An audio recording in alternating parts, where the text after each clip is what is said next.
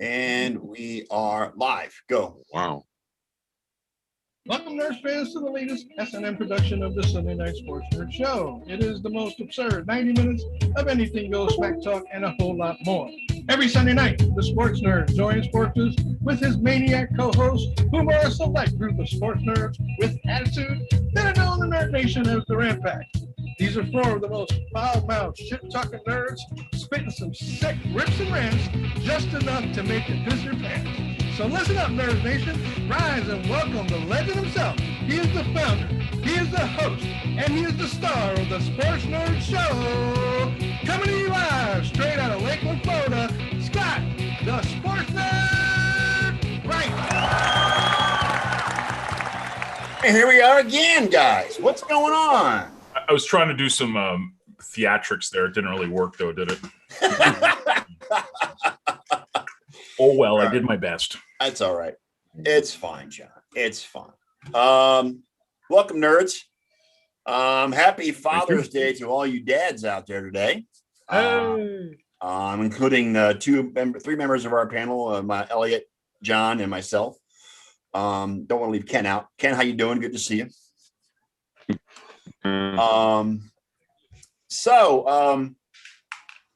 We're gonna have Ron Gallo on later again, as always, to talk playoff hockey. Oh yeah, we're gonna talk with Ron Gallo, all right. We've got some NFL as always. This is a primary NFL show because it's our favorite sport. We got some NHL, like I said. Then we got some NBA, little Major League Baseball, whatever you guys want to talk about when we get to it. Oh, and I want to talk about a number when we talk about baseball. Okay, I left it open. There's a lot of things going on in baseball. I didn't put any specific topics up because that's fine. You know, it's not even the All-Star break yet. So we're not going to hear anything about any sweeps. Okay, not allowed to do that the Yankees did over the weekend. So. Okay, and we have only won 2 out of 3. And we have some golf talk. That's only for Ken and I because we both like golf. Can me and Ken have UEFA talk or no? Sure, you can do please, because I'd love to talk some like the biggest sport on the planet. Absolutely, that nobody in this country cares about. Are you kidding me? You're crazy. Yes, everyone loves soccer. Yeah. Who? Hey, Mike. Not everyone. Sorry to burst your bubble, but not everyone. Oh no. But to kick it off, we're going to get into a little controversial subject that's going to be sensitive. And okay, time out. Before we get into this, like Scott actually sent me a message over the weekend. He's like, dude, do you think we should talk? Do you want to talk about this? Like, I'm like, we can talk about it. We're not going to agree. But hey, let's have some fun. He actually called me a member of a cult. Just to let you know. I called him out. I said, from now on, whenever he wants to talk about any of my teams, he needs to clear it with me first. So that can be ready to go off. The subject, of course, and we're going to do this. We are going to do this courteously. We're going to do this in a friendly manner. Yep. We're not going to get into a yelling and screaming match. Hey, why don't we do MLB first, since that's the random subject, and we're not going to cover a lot of it and get it out of the way? All right, let's do it. Let's get it out of the way. Just to get the show in a groove. I suppose we can do that. John, you can wait for your cult rant later. We'll get to John's cult rant. We'll get to John's calling us some members of the cult. So, Eliana, what's up? Good to see you. So what's your MLB subject, Elliot? Actually, there's a couple of them. Aaron Boone finally grew a set of balls yesterday. Really? And got himself thrown out of a game instead of I heard about coaches. That. So I think he's buying to keep his job. That's why he got he's like, I ain't gonna be here long if I don't start getting thrown out myself. And everybody else does. And then but did the Yankees win the game? That's the question. Yes, 7-5. Okay. And today they won again when they ended the game on a triple play. A third one of the season, I heard, right? Yep, record tying third one of the season. I'm They should have 4, but one of them was taken away. I'm assuming by the look on John's face, this was against the Blue Jays. That was So the second one on Thursday was against the Blue Jays. Okay. This one was against arguably the worst base running in the history of the sport. But and that's where, remember, I mentioned I had some numbers I wanted to go over. oh, good. I love it. Let's go. What are the numbers 136,256 mean? That is that is, yes, I know what it is. And I'm not going to acknowledge you. That is actually the scoring play that the Scoring Yankees, play for the triple play. Never the triple never. play, which has never happened before. No. What was it, Elliot? One pitcher, pitcher to first, to shortstop, to catcher, to third baseman, to shortstop. Jesus. 136,256. And it wasn't the fact that the triple play was made, it was the boneheaded base running that Toronto did to get caught in that triple play. I love being the punching bag for the league. No, but wait a second. I'm not bagging. I'm just saying, you know what I'm saying? Because I'm not like some people. I'm not like some people that blows up your freaking news feed saying, hey, or your timeline. Hey, John, fuck you and your fucking Blue Jays. It's like, no, oh, I have it all the time. I got You know what I'm guys I saying? grew up with trolling me, and they live in Toronto, and they troll me. Yeah, no, I don't troll like that. But I'm just saying, last week, you guys know that I railed my Yankees up and down the block. Yeah. Yes, you did. You had a rant about it. Now, this week, they did some things that changed my opinion a little bit, but they're still on the jury is still fucking out as far as I'm concerned. Okay. Okay. And that's it. That was my rant. Well, the Yankees are still in fourth place in that They're division? in third place. They're in They third place? moved ahead of Toronto because of the sweep, but Boston crept back in, but now they dropped back out today. They're a half a game out. Tampa was winning 2-1 the last time I checked. Yeah. So if Tampa wins, then Boston will be a game out. If not, they'll be back in the tie with Boston, and the Yankees will be 4.5 games out. I just want to go on record of something. This is not implemented. I think the worst run across the board this season that I remember. Who? Absolutely ridiculous. Your internet's doing its thing again, Ken. You're sounding like Max Headroom again. Yeah, you're doing an internet two-step again. Hang on. Ninja kick it. Yeah. Damn. And I wanted Ken and me to go on about UEFA. Rays and Mariners are tied in the middle in extra innings at 2 right now. Okay. So if the Rays lose that game, then they're back in the tie with Boston. Yeah. And Yankees are 4.5 games. Go ahead, Ken. I was going to say, I've seen the worst base running this year I've ever remember. Yeah, absolutely. And it's I think the most ridiculous one was the Pirate. Well, that one, the triple play that they put on the Pirates, it was just horrendous. It was a triple play, but it was a bad. Yes, absolutely. And it was horrendous. I mean, this is stuff you're supposed to get this out of your system in spring training, and this looks like spring training based in single A ball. You need to get this out of your system, Ken, not just spring training. In single A ball. I'm gonna tell you what. Hey, I agree. I am a little upset with the Yankees because the guy that started against them on Friday was somebody that they traded away that we really wish we probably had now. They traded him away in the Sonny Gray deal. How bad was Sonny Gray with the Yankees? Awful bad. Yeah. Okay, I think it's because he wore Hideki Matsui's number. That's just a curse all in itself. But right. Ooh. That's the way that goes. But Sonny with now. In the rest of the league, I mean, the A's are tough. The Astros are on a 6-game winning streak now. So yeah, they must have got their without the trash cans. They must have got their scanners back up. But anyway, that's it for me on baseball. I mean, Yankees third. I thought you had a couple things going on. Just the one. I did. The Yankees winning, changing and the their base tune, running and the base runner and the base running and the triple play thing. Yeah, I never once mentioned anything about brooms. Okay. John, you got anything on baseball? No. Nothing. Ken? Nope. Not even the kid that had. I mean, there was a kid that. No. We're done. See, baseball's the shortest subject we We're got. not going to talk about the Take it and go. What kid? the Tommy John thing. Take it and go. Oh, the kid at George Mason? Yeah, That was horrible. yeah. He goes in for George Mason, For Tommy John surgery? surgery. Tommy John surgery. And in recovery, he winds up dead. Yeah, That's It's, crazy. I don't know if it was some reaction to the, That's malpractice. no, that's, Lawsuit coming. I don't know what it is. It was absolutely bizarre. Lawsuit's And, coming.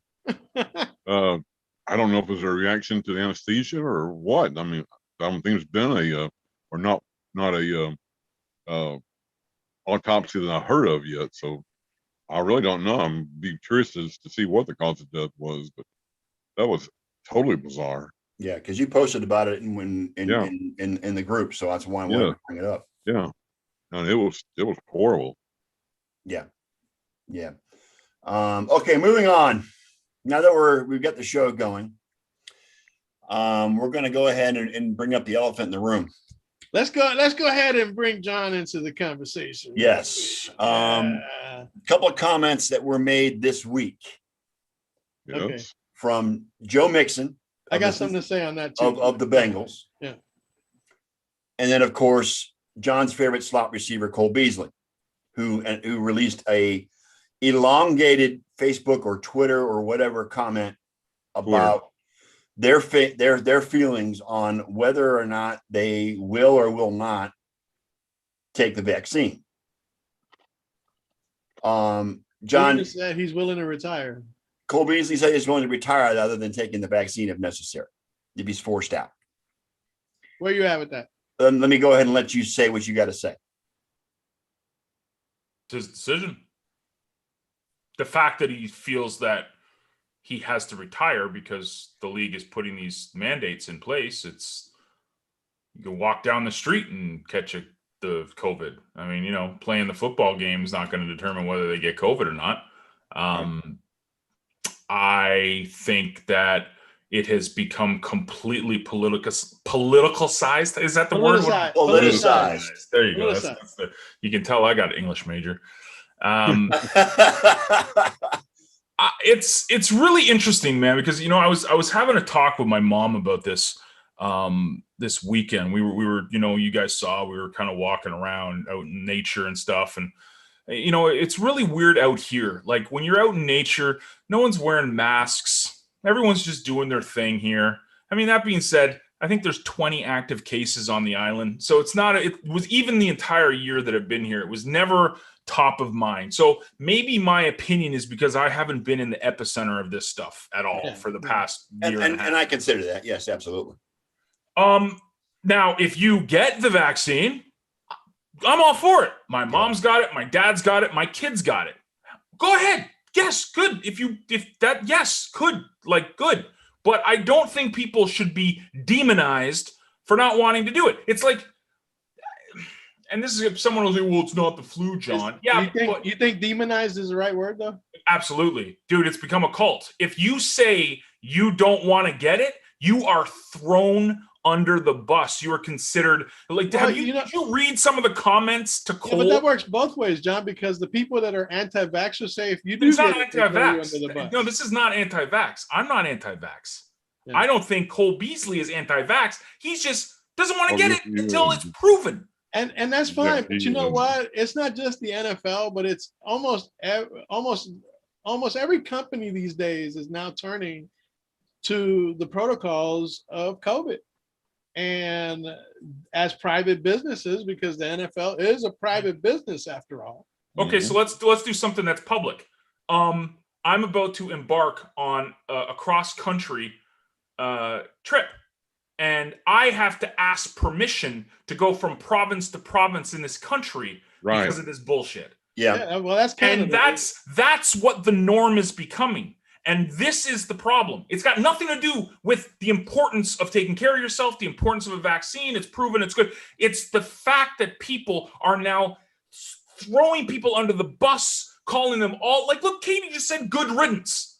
That's a man with a family and who's been like good riddance, you prick. It's just like, I don't get that. I don't understand someone's opinion of something makes him out to be this evil dude. No. Do I share the same thoughts that Cole does? No, not necessarily. I've considered getting it myself.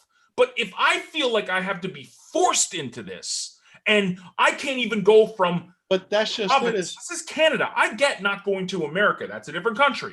But me not being able to cross a border until I get written permission, and now apparently they start asking you if you've been vaccinated or not everywhere. If you guys don't see that this is an issue, not the, oh, we're protected from COVID, but what's being put in place now for down the road. Not about if you get the vaccine or not. Not if it's safe or not. It's what is being forced upon people. You mean the groundwork that's being laid for something else down the road? Did you see how quick people gave up their freedoms? Oh yeah, well, okay, we're good. We'll sit here and we won't do anything. We'll sit inside our house and we'll just wait for the government to tell us everything's okay. Okay, is it okay yet? Oh, we need a vaccine? Okay, I'll get the vaccine. And now on social media, people put their vaccination like, I got vaccinated. And it's like you got this badge of honor. And it's like if you say anything, you are considered evil and anti-person and anti-humanity, and you don't care about the next And person. you know what? I don't condone or applaud any people that demonize others over their own choices. Correct. Because in this country, if anything, we have the freedom of choice. Okay. And But the bottom line is that I hope that just because you tell somebody, hey, look, either you're vaccinated or you're not, that's going to determine whether you work for our company. That's not forcing somebody. That's giving somebody an option that they need to make. And as a private company, they actually do have the right to do that. My They're company, giving Beasley an option. They're not Yeah. forcing him to retire. yeah, no, I mean, That's I mean, the if- issue is what's being forced. Like, yeah, you have a choice. You can either get this or you don't play. well, right now the NFL stance is you can either get the vaccine or you have to go through these protocols. All the which you have to go- protocols. If you correct, don't, right? correct. Okay, and that's when See, here's the problem: is Beasley wants the cake and he wants to eat it too. Yeah. You get, and the bottom line is, if he chooses to retire, I'll respect him for that because he stood his ground. as to exactly. what his belief is. Yeah. Okay. I'm not going to demonize him about it or criticize him about it because it's his choice. Right. But in the end, he does have a choice. Correct. And again, the NFL has mandated these protocols. They're not saying he can't play. No, They're not forcing him but to you got to retire. follow different guidelines. He's not going to get cut because of his choice, This is his choice. but he has to go through the protocols in order to play. That's it. This is his choice. Yes. You have to do what we say or you don't have a job. But hey, I mean, you But can that's what they're choose. doing everywhere. That's what they're doing everywhere. Yeah.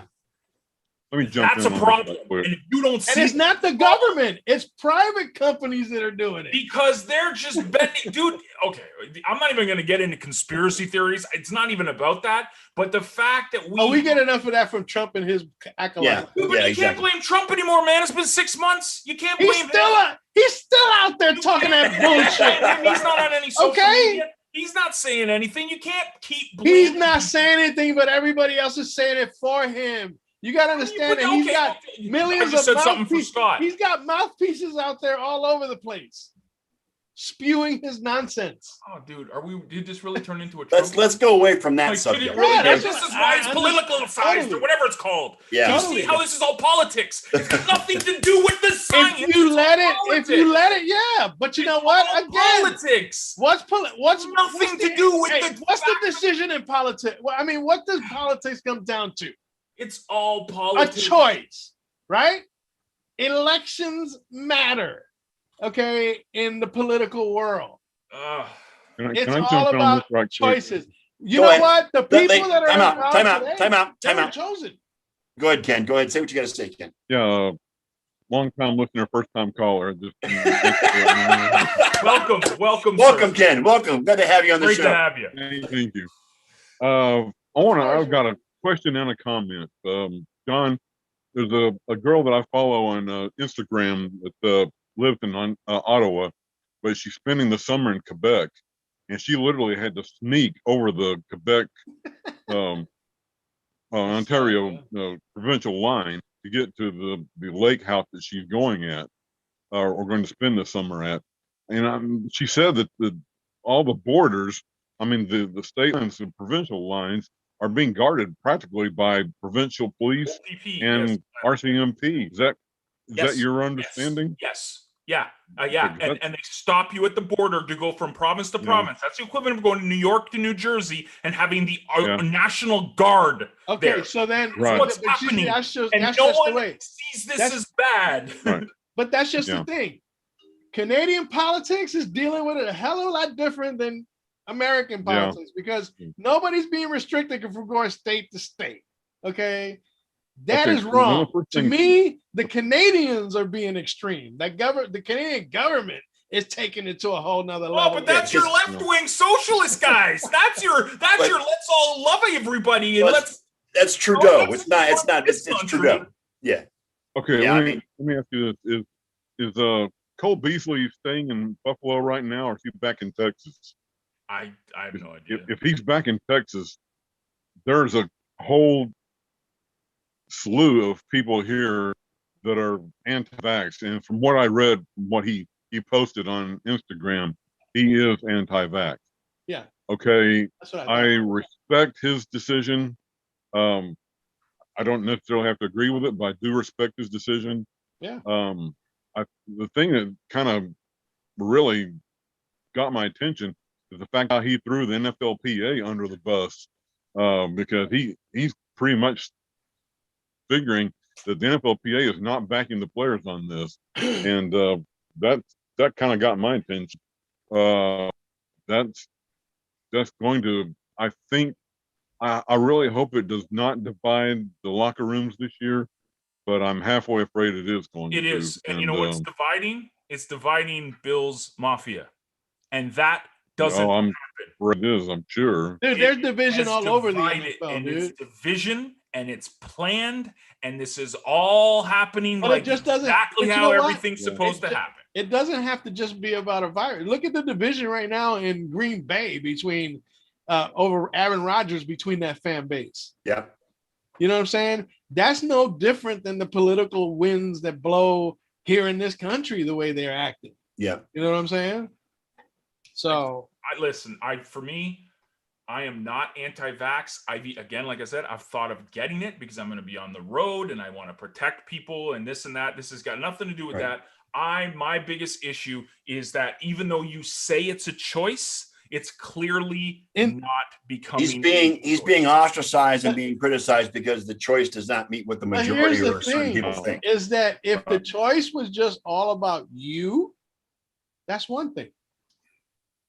Okay, if the vaccination was all about just Cole Beasley, that's one thing.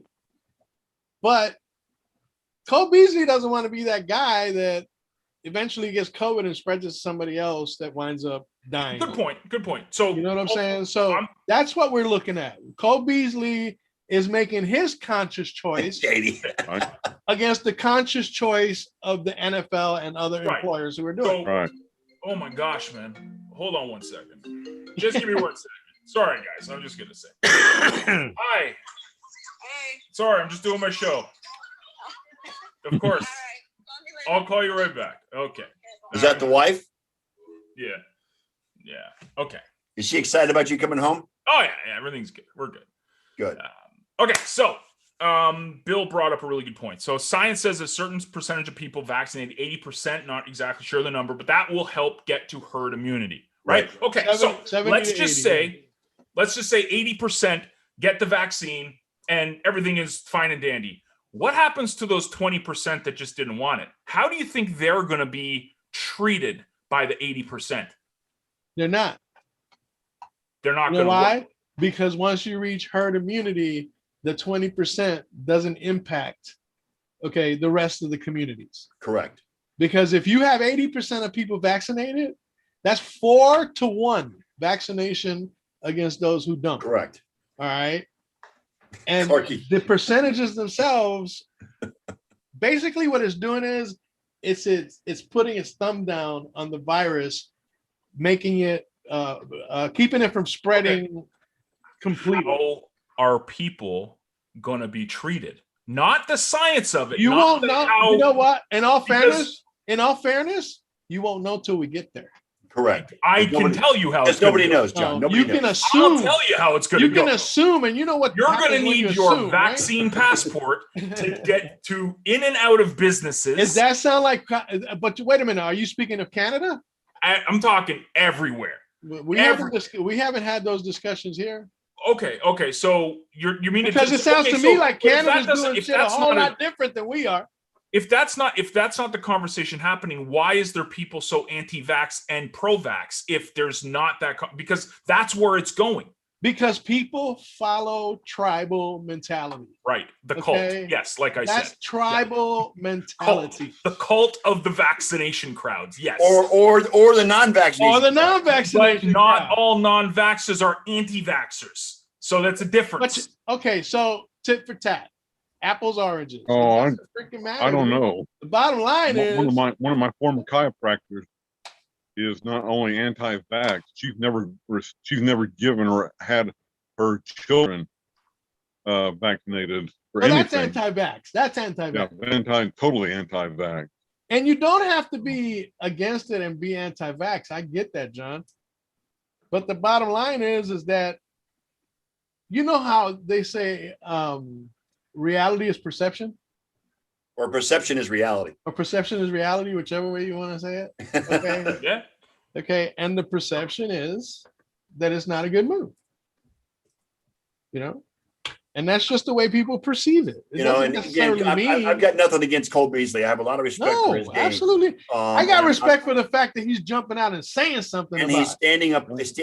He's standing up for himself and in what he believes, and that's fine. I got no problem with that. But as far as the No, demonation, of the 20%, I think we need to let that play out and see how it works. Because once you get the herd immunity, there's really no need, especially, I mean, the only thing I can see is that it will become like every other vaccine that's ever been created. Vaccines eradicated polio, measles, mumps, Yeah, whatever. you know, come on. exactly. Yeah. And people wound Right. up taking those and making it through life, no problem at all. It's probably Right, going to be the same thing with COVID. You're going to have to get a booster shot If every the year. polio vaccine had been available to FDR, we would never have known he was in a wheelchair. But because he once could you never have get been the in one. once you get the vaccination, they don't care after that.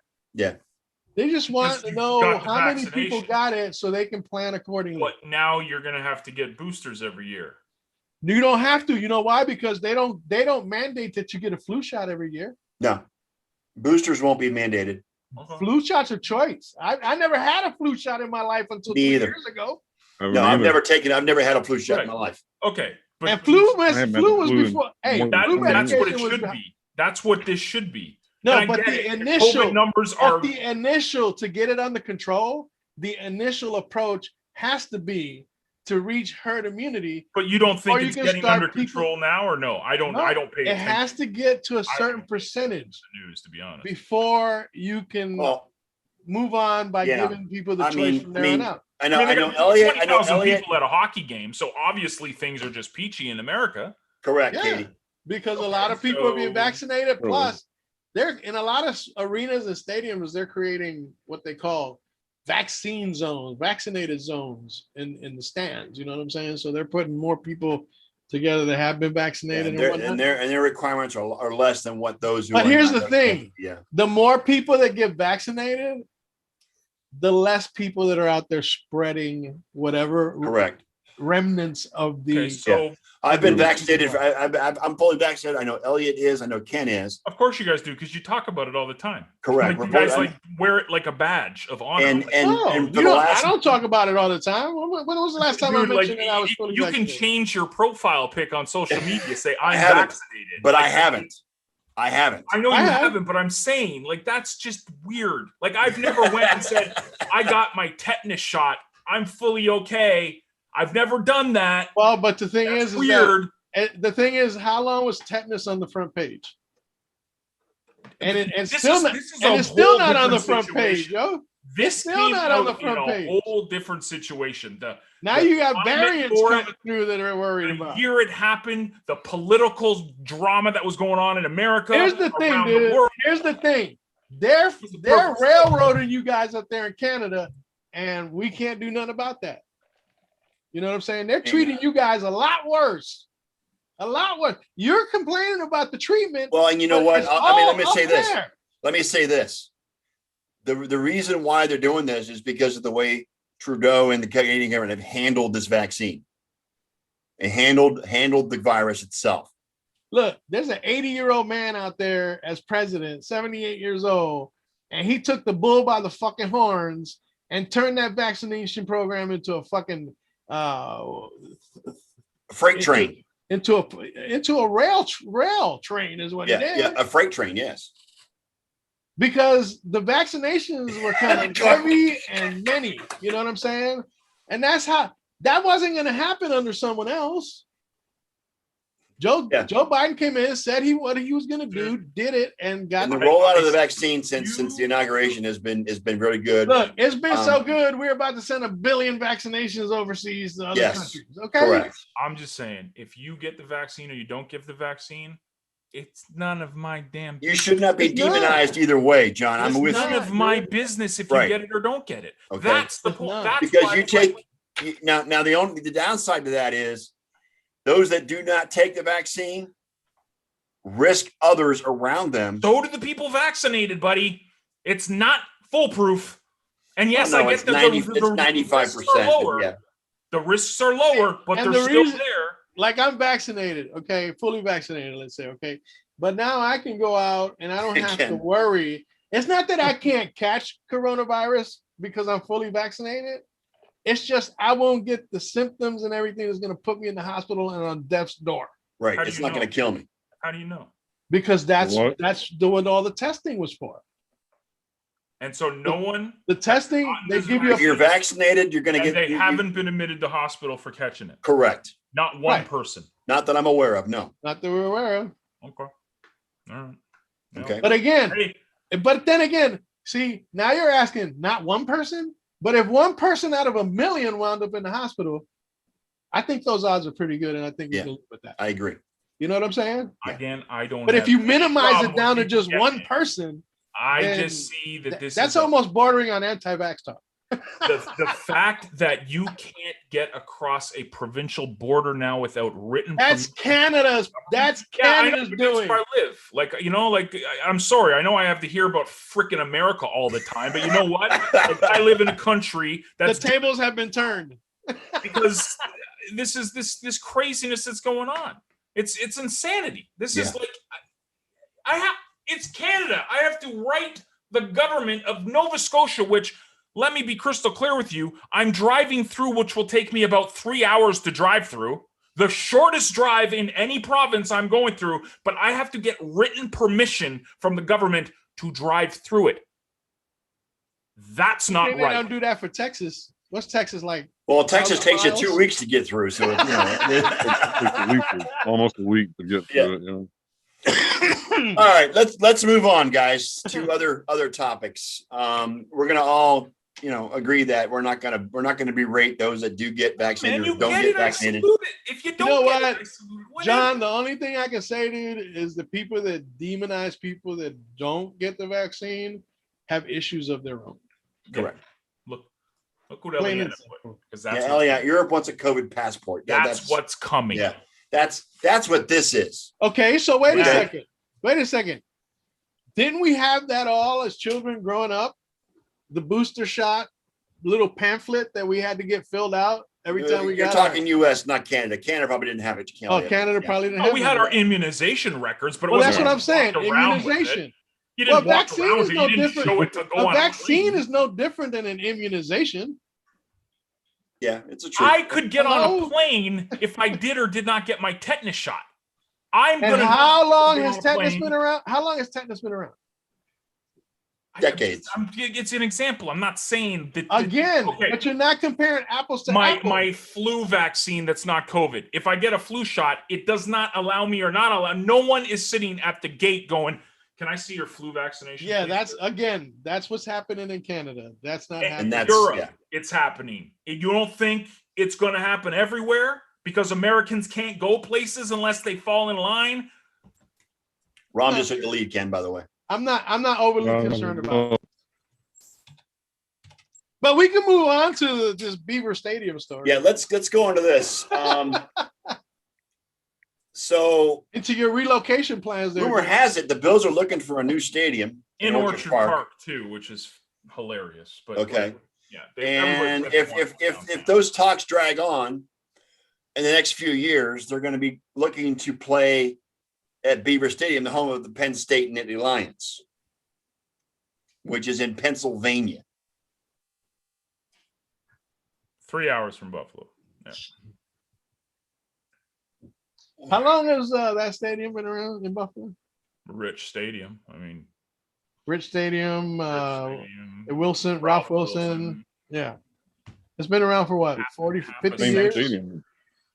half a Well, century. And John's been to that stadium. How run down is it, John? Is it? You can tell it's like what they've made looks good. Like the store, the Bills store, the front of it, the promenade, that looks good. But as soon as you get in there, you could you go to the washroom. It's those old school, like the urinals are like these, like you've been to You mean after the urinals troughs? like the You trough. probably got those long ones that. Yeah, the long ones, right? Like, how you doing over there? I hear yeah, those type of ones. But like this is the thing. Like I never have ever went to a Bill Stadium and go like, oh, I can't wait to see the beautiful concession stands. No, it's shit. It's beef on weck and. But that's just it. They dress that up because they want you to spend your money there. Yeah, but where They ain't worried about you spending your money in the bathroom. yeah. You piss it out. You buy it, you piss it out. Listen, it's an old stadium. I love the DNA of the stadium. I love that they've got those metal seats that you just smash on when you're making as much noise and Benches, like it's similar to Lambeau Field. Lambeau Field is the same thing. It's great. I love the experience, but it's an old ass stadium. So they're gonna build a new one. Buffalo's. Do you think that Buffalo doesn't deserve that respect after all these years and everything that they've made? I thought they would push to put it downtown. The fact that they're saying they're going to do it in Orchard Park. Now, it's not like it's an hour away from downtown. It's literally 15-minute drive, but it's not downtown. So that was what I thought. I thought they always wanted a dome stadium downtown, but somebody's blocking that. yeah. Well, Orchard Park is because they want the lease to be renewed. They want it to stay in Orchard Park because of all the revenue it brings in. You mean they have politics in Buffalo? Yes, they do. Politics everywhere, apparently. For everything. For everything. Yeah, jeez. So, I mean, do you think this is why I think I'm an anarchist? I really think it because the less government we have, the better. I mean, I don't know how up to speed you are on this subject, but do you think they build a new stadium? They get what they want in Orchard Park? It'll happen. It'll happen. Yeah. Right now it's the perfect time for it. The Bills are at everybody. The Bills. They're at the high point of their popularity. The high point. It's like, give us money. Yeah, we'll go. Yeah, let's buy something. And when does the lease on this stadium run out? 2023. So 2 years. 2 years, yeah. And they said it would take 5 years to build this thing or something. So they'll have to play in Beaver Stadium for like 3 years. Oh, it's like a season or two, they were saying. Okay. And it's like between this place down in Penn State or Toronto. We've already tried the Toronto experiment. Let's not do that again. Yeah, it didn't work very well in Toronto. No, because Canadians say that they're diehard sports fans, but they sit on their hands and they do little golf claps and excuse me, sir, can you please not swear in front of the children? That's that's what Canadians. Are you saying Canadians are polite, John? Yeah. There, let's see. The wife is calling again. Oh no, she hung up. She probably butt dialed you, yo. Oh, she heard this conversation we was having. She'd be screaming at you guys. So there you go. Look out. Get her all riled up about this. So, man. Yeah, I just don't see the reason to be all riled up. It's not. And that's the thing. To me, it's like, it is what it is. And I wish it was more like that. But people really, really get pissed off about the whole topic. Which is why herd immunity is also a way to get 80% of people to. And I'm for it. Let's do it. Get it. But I don't think someone should be put. I don't demonize. No, but in the end, like I said, Beasley has a choice, just like everybody else. You know what I'm saying? Why don't we get back on this subject? Come on. We were talking about the Bills and Yeah, but we're good. We're not. See, this is good. Like me and Elliot, I was Hey, just. wait a second. And How about guys like Colin Kaepernick, which the NFL never gave a chance at getting a job again? For stupid reasons, political reasons. Yeah, for political reason, and Yeah. that's insane that he never got a chance to do that. No. Yeah. And he, half the quarterbacks in this now league, this he's is- better this than should half the be the lesson. quarterbacks in this fucking league. This should be the lesson to Cole and any NFL player down the road. Don't say a freaking word. Don't say a word. Don't stand up for anything because Right. they're not allowed. If they are, they're either a hero or they're a villain. But here's what it is. In the end, as long as you're happy with your own decisions, that's all that fucking matters. If you can if you can sleep well at night with the decisions you make, that's all that matters because nobody can take that from you. Sure. Okay, moving on. Calvin Johnson. Calvin Johnson's comments today or the other day about he's been in contact with Matthew Stafford, says his family is happy. They're enjoying themselves in California. And he is pissed off because the Lions gave him an option to move on and go somewhere else, but they never gave him that decision and never gave him that option. By the way, they didn't give that option to Barry Sanders either. What to say? Correct. It sounds awfully familiar to a certain running back. Yes. You know? I think Calvin Johnson has a point because I think if you went to a different club sometimes at some point in his career, I don't think the injuries he had would have happened. In my opinion, he suffered from a lot of injuries in his career that shortened his career. Mm-hmm. And eventually it wasn't just the injuries that caused him to retire. I truly believe it was the organization itself. Because he saw himself going down the same road that Barry Sanders had to go down. Right. Mm-hmm. You see what I'm saying? Yeah. And he jumped out. He said, Yeah. I'm not going to go down this. I mean, Barry's The my difference dude is and all Barry that. Sanders retired when he was perfectly healthy. Correct. Dude, if Barry Sanders would have stayed in the NFL and played as long as the guys that set the records, He would have been the NFL rushing leader. When He might have retired. been. He might have had 20,000 career yards. Yeah. He might have had 20,000 career yards. Yeah. That's the way I look at it Yeah. when it comes to Barry Sanders. I mean, And that's in Calvin front Johnson- of a crappy offensive line in Detroit. well, and luckily for Calvin Johnson, he's still getting in the Hall of Fame, but he would have had a better career had he been allowed to go move to a different team, no matter what team it would have been, except the Bengals or teams like that. You know what's ironic is that, and I think I posted this the other day. They said that Detroit has more Madden covers Then they do then playoff playoff wins in the wins last 30 since years. yes. 1990, and the two playoff covers are Calvin Johnson and Barry Sanders. Correct. So, yeah, they show total disrespect to those two guys. Yeah, agreed. And as far as Matthew Stafford, I mean, he lucked out. Third time was a charm, I guess. You know. Yeah. Now we move on to a really hot topic that we discussed in the group this week. Chris Sims of NFL of what is that? Hey, where do you put him alongside Colin Cowherd in your book of hatred? Chris Sims is a blowhard, never was quarterback in the NFL who ruptured his spleen while he played for the Tampa Bay Buccaneers and almost died. That's his claim to fame. That's it. No, he's Phil Sims' kid. That's another claim. And then Phil Sims' kid. Ken brought that up in that Right. thread. But he came out and said that there are other quarterbacks, and I'm not going to name them. I mean, I will say this. He said Ryan Tannehill has more talent and is more athletic than Tom Brady. You know what? The athletic part, I may agree with. Yeah.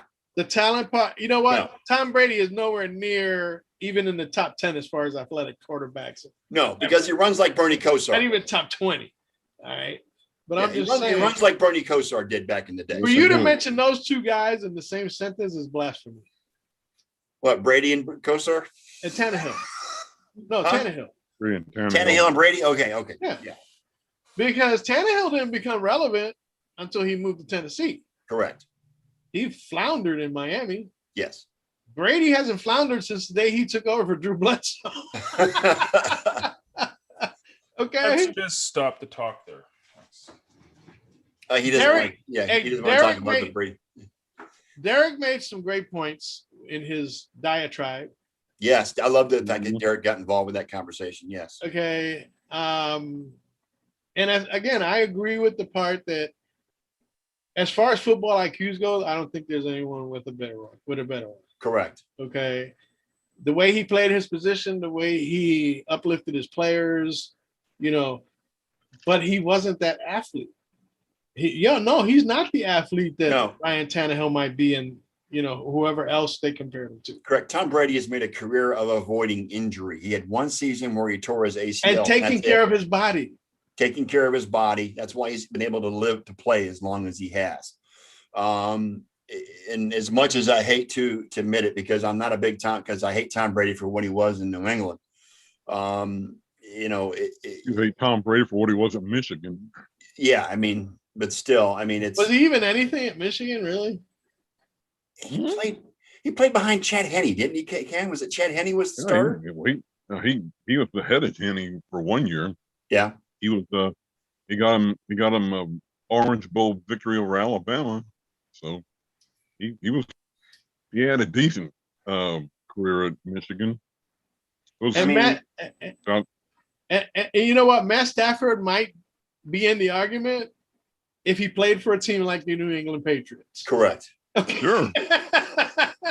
Okay, so to me, the one that gets me is the Ryan Tannehill one, because, like I said, he didn't taste success until he moved to Tennessee. Clarky brought And up the bottom Drew line Henson. is- it wasn't Chad Henne. It was And the Drew bottom Henson. line is that he's not the man on his team. Ryan Tannehill is not the man No, he's not. on his team the way No. Brady Third was. option. in New England. Ryan Tannehill had a Fourth decent time at A&M in college, and I really did not ever expect to see him in the NFL, especially as a starter, maybe as a backup. But he's been a pleasant surprise. But put him on the same pedestal as Brady is ludicrous. In the same conversation, no way. No, nope. No way. You gotta lay that to rest.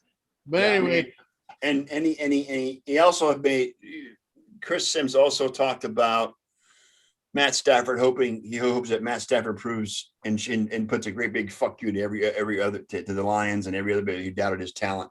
I agree with that. I hope Matthew Stafford really succeeds in LA.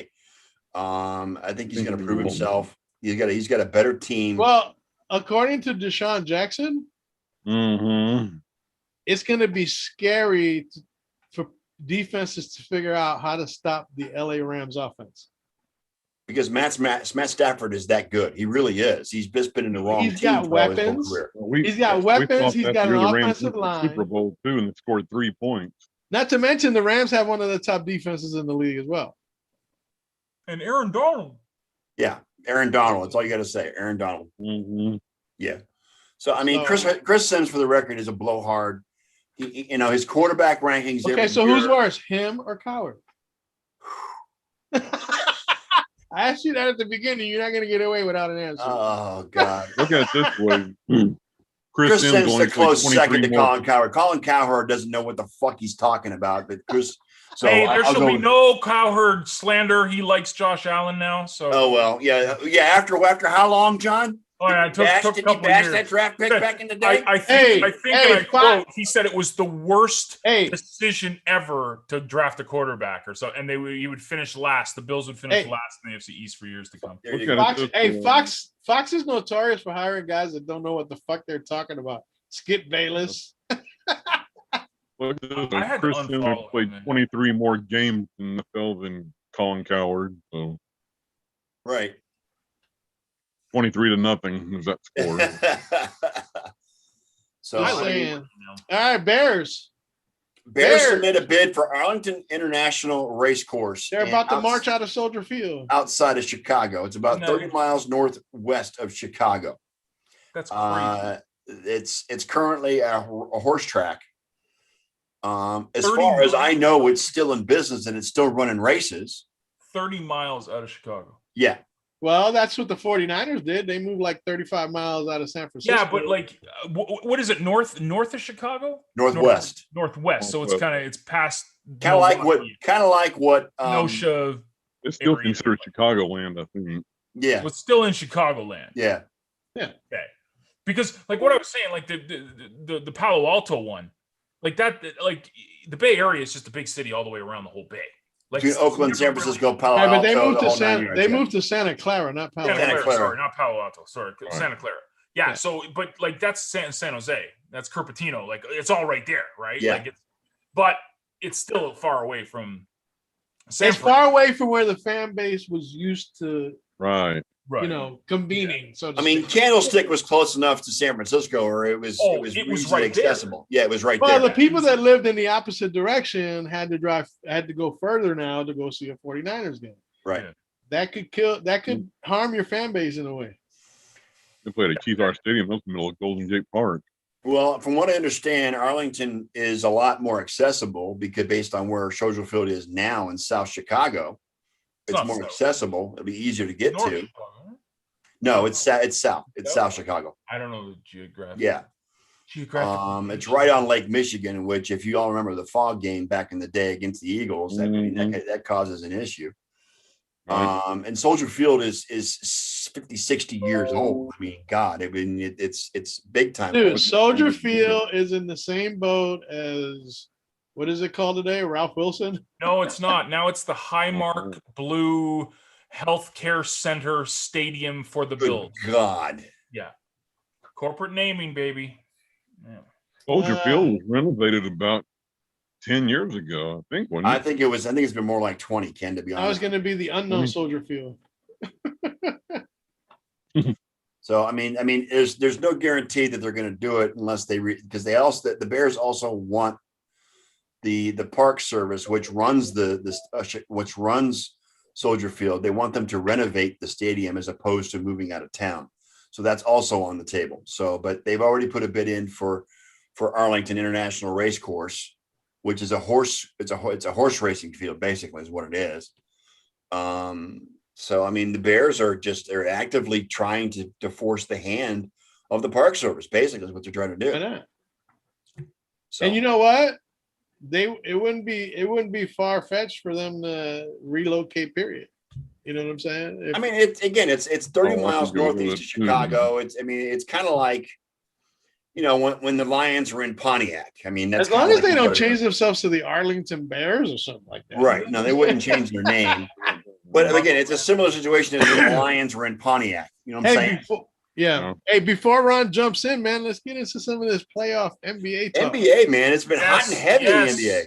Hey, I don't know about you guys, but I was happier than a pig in doo-doo last night. Next, Yes, I baby. was. Smiling Let's from go ear to ear. down. Congratulations Brooklyn. to the Milwaukee Bucks for Bro. making it to the Eastern Conference Finals, I was beating liking the New Jersey I was Nets. liking all the Bucks Brooklyn. upstates on Twitter all Brooklyn, last night, man. It was Yeah. great. The Brooklyn Nets are gone. KD is crying in his proverbial foot over the line at this point. Plus, he's now wearing Milwaukee Bucks t-shirts. Yeah, because that's where he's been going photoshopped with next year. Milwaukee Bucks t-shirts. I love Because it. since he couldn't beat them, he's going to go join them like he did with Golden Exactly. You State. can't beat him, join him, right? Did you see what I retweeted last night? No, from what'd you Justin say? Termini? No. Let me read this because it was the funniest thing ever. I had to retweet it, and you know I don't really retweet sports stuff that much. But he said the Nets need just one more future Hall of Famer to quit on their current team and force their way to Brooklyn, and I think they may be able to make the conference finals next year. That's what it is. That's what it is. Like he's not even lying. Jesus. Those super teams, and now I want the Suns to they won game Dude. 1 today. They won today. Yes. Dude. So I want them to mop the floor with the Clippers. and Booker we is have- Booker is amazing to watch, John. I feel bad that Kawhi Leonard is hurt, and from what it seems like, it could be pretty serious. I feel for him that way. But John, at the same John's not time, saying nothing. at the same time, Chris Paul going out kind of took away the Clippers' excuse for not Yeah. having Kawhi Leonard. Correct. Okay. And I'm gonna tell you right now, I'm gonna go out on a limb right this minute. The Phoenix Suns and Devin Booker win the NBA championship. Win it all, huh? Yeah, I think if they go against Milwaukee, it's Milwaukee. It don't matter who they go against, and they'll get Chris Paul by the time the NBA Finals are over. Right. He'll be out of the health protocol thing, you know. What was disappointing to me, and I'm not sorry Milwaukee won. I'm glad they did. That game was on TNT, and I'd like to see what the total viewership was. If you didn't get cable, you didn't see the game. Yeah. I would have loved to have seen that game. It sounded like it was the best playoff game in the NBA in 10 years. Just remember in the bubble qualifying round, okay, they went perfect. They went 8-0 and they didn't have Chris Paul. Yeah. Right. Yeah. Okay. And now they're showing that, I mean, it's nice to have Chris Paul, but do they really, really, really, really need him? They proved today they didn't need Chris Paul. Yeah. No. Because Devin Booker's on another planet. Yes. Dude, he's ridiculous. First triple-double of his career or something today? Yeah. 40 points. Like, just chalking it up. Yeah. Like 40, 13, and 11, I think. Well, usually triple-doubles, the points are down, right? Yeah. Usually. Yeah. It's usually like 20 points maybe, or sometimes if a Jason Kidd stat line, it's like 15 points. Yeah. Yeah, 11, 10, and 11. 9, 10, 11, 10, 10, and 10. There you go. Yeah, dude, I love it. I'm so excited about it, and see, like, this is the funny thing about Milwaukee. So I'm going to give them a little bit of love. Okay, they get like every time that we played them in the playoffs, they were always like either favored or they always were like this gritty team that was going to beat the Raptors. Mm-hmm. Raptors always had their number, like always.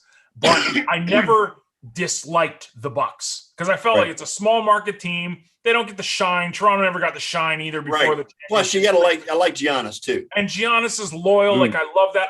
I really hope Dame resigns with Portland because I love that attitude of I'm just gonna stick with one team for my career. Very Kobe Bryant, very Michael Jordan. I like that stuff. But I'm so happy for Bucks fans, man. Like, do you see downtown Milwaukee? Yeah. You see that? That is beautiful, man. That is gorgeous stuff. Anyway, Ron's coming on. Tell you what, the crowd in Phoenix today was fantastic too. Yeah.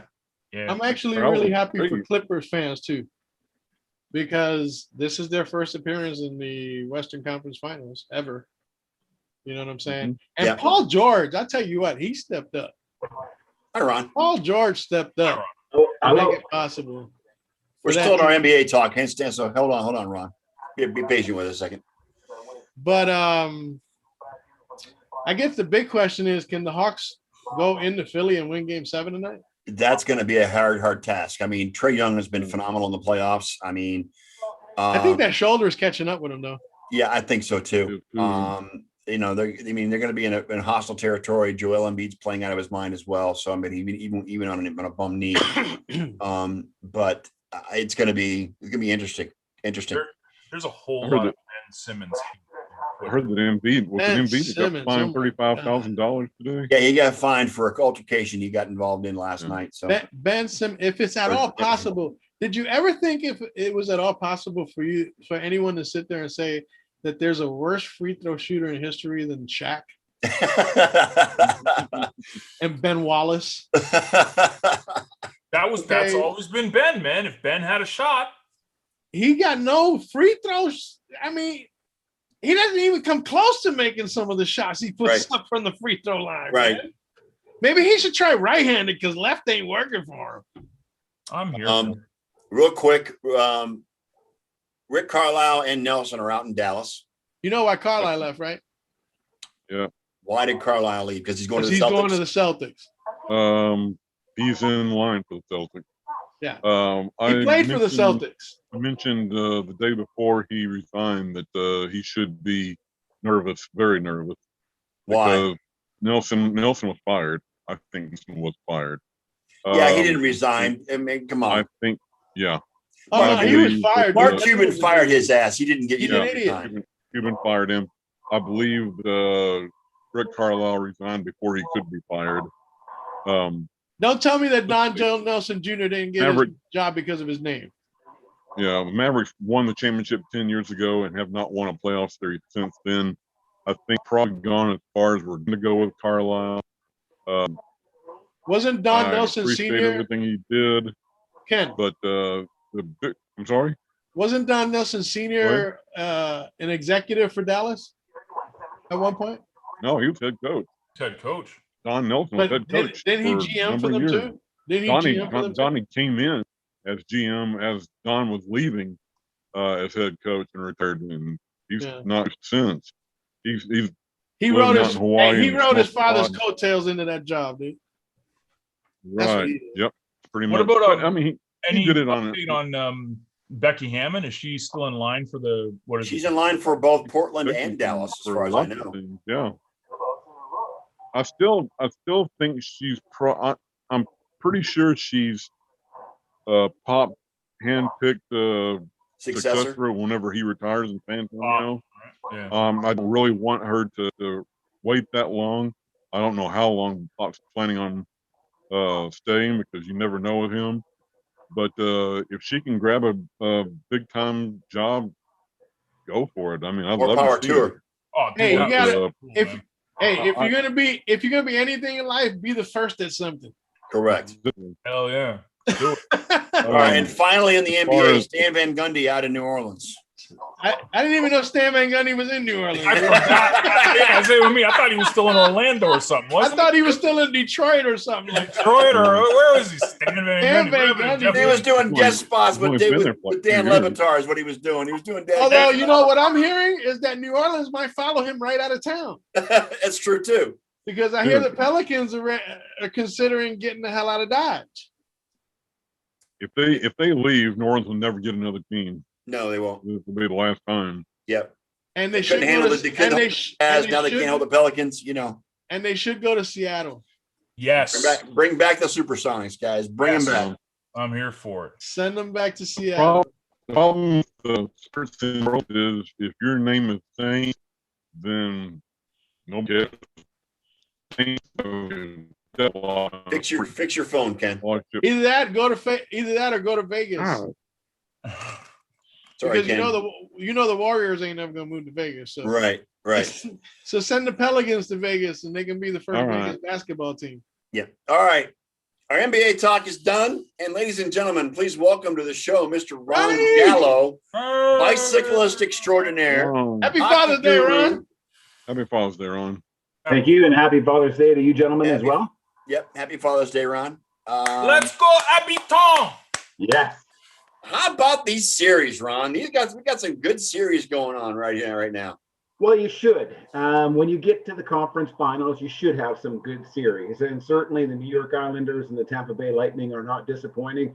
Montreal Canadiens continue to play underdog, but continue to answer the bell and come back from adversity and now lead that series 2-1. They're just getting underway in Montreal for game number 4 right now. And in that Montreal series, Leonard's starting tonight, isn't he? Yeah, Robin Leonard is Yeah. pipes. Yeah. This one's an interesting one because I'm not one of those ones that's down on Marc-Andre Fleury. I think Marc-Andre Fleury's been doing all right. However, you'll remember against Colorado, he had that one play where he decided he was going to catch the puck on his blocker side, and the puck slid right by and into the back of the net. Right. He says, "My bad."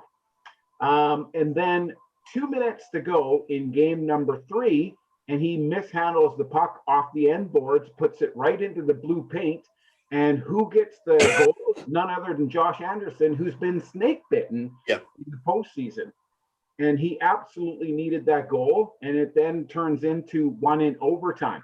But so you look at Marc-Andre Fleury, and there are some people that analyze the game way too deep. I'm talking like baseball level deep. Okay. Right.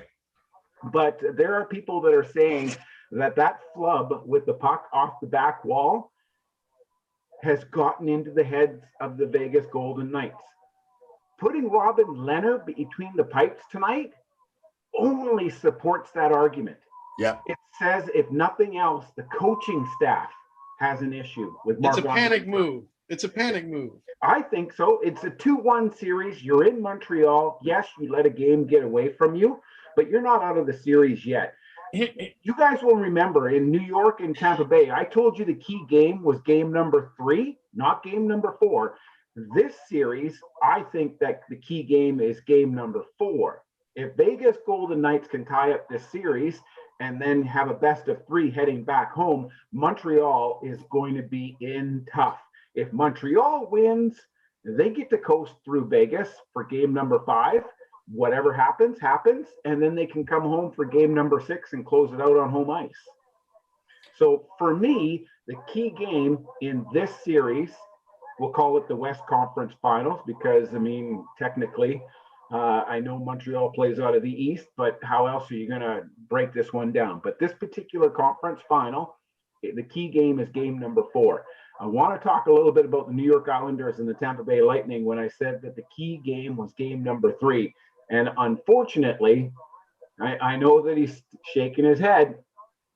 I see the Tampa Bay Lightning, they were about 30 seconds away from tying that game up and putting it into overtime. If not for that last save. Okay, you know what? Hang on. Time out. Okay. Nobody's discussing the 2 elephants in the room. And the one thing I'm going to address first is, Scott, I don't ever want to hear you complain about referees not making calls for the Tampa Bay Lightning. Okay. You do that a lot. Okay. I don't complain about anything, but it was only obvious that it's quite feasible that Tampa Bay could have been swept this series were it not for 2 calls.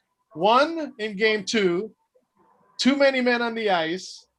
Refs didn't call it, and Tampa wound up scoring. Hold it. Okay. Time out. And then the Phantom same game, point gets pushed into the goaltender, and they don't call it. They still gave point of the penalty. I disagree with you on that. In the same game, but that particular play didn't result in a goal. Okay. You guys can talk about the New York Saints all you want. And then with a blatant. In game 3, that phantom penalty against Adam Pelech, okay, against Bergeron, I think that's who it was, right? Or Kucherov, okay? He never touched the guy. The guy went flying down to the ice, and they called interference on him. Guess what happened right after that? They scored a goal. Okay? So I'm not, you know what? The Islanders had a chance to win both games. They wound up losing, and I'm not going to blame the penalties or lack thereof. But at the same time, I don't want to hear that garbage from anybody else. Thank you very much. The 6-man had no effect on that goal whatsoever. Nothing. Just want to say that. The goal happened. The goal happened during the infraction. Gave me a chance to get into that one yet. Corey Perry gets sliced open in overtime, and there's no penalty. You see his face? That was pretty. I'm pulling it up right now. I mean, he comes out afterwards to shake and congratulate the players after getting stitches in his face. Well, he wasn't even done the stitches yet. This was just him with his face open. Yeah, he wasn't even done the stitches yet. Players, man. Yeah, it's amazing. Okay, just give me. I found a quick picture. I don't know how it's going to size up, but I'll show it to you. Let's just say, for argument's sake, okay, that the officiating in these playoffs has been horrible. And what makes it worse? The same crew is officiating tonight. Yeah. I saw the post that said, what? They couldn't find anybody else? Right. Okay. Where's Kerry Fraser when you need him? Yeah, exactly. Okay. So, yes, we live in Canada.